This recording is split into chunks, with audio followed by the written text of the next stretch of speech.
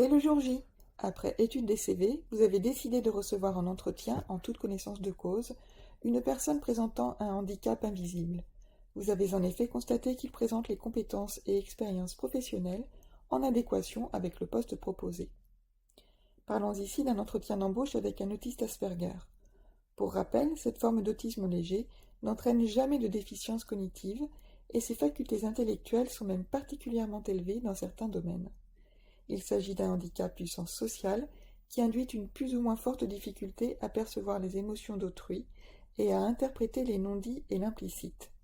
S'ajoute souvent une hypersensibilité aux stimuli visuels et sonores. L'ASPI se révèle un collaborateur direct, loyal, intègre, très impliqué et à la constante recherche de l'excellence, car la notion de médiocrité l'insupporte. Voici les grandes lignes définissant l'ASPI en entreprise. Une ponctualité à toute épreuve. Missions et objectifs sont toujours accomplis dans les délais prévus. Pour cela, indiquez en amont une date précise pour le rendu. Sérieux et perfectionnistes, il leur serait insupportable de bâcler un travail ou de camoufler des imperfections. Ils sont à la recherche constante de l'excellence. Logique et créatif, confrontés à d'éventuels problèmes, le prisme kaléidoscopique à travers lequel ils voient la vie leur permet en général de trouver une solution à laquelle personne n'avait pensé.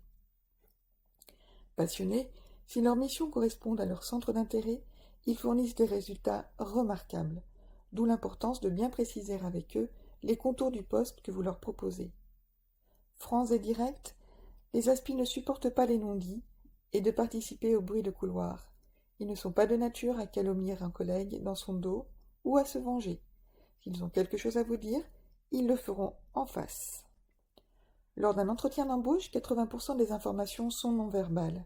La tenue vestimentaire, la façon de serrer la main, le ton de la voix, la posture corporelle sont des indices qui permettent d'évaluer un candidat qui n'est pas porteur d'autisme de haut niveau.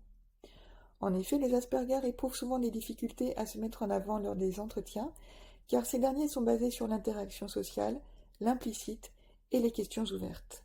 Il est donc nécessaire d'adapter ces modalités en posant des questions concrètes et non empiriques, et inviter éventuellement l'ASPI à développer ses propos.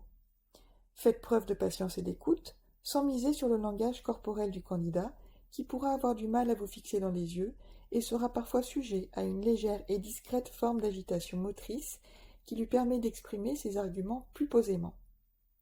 Je brosse ici un tableau général, mais chaque ASPI est unique en soi.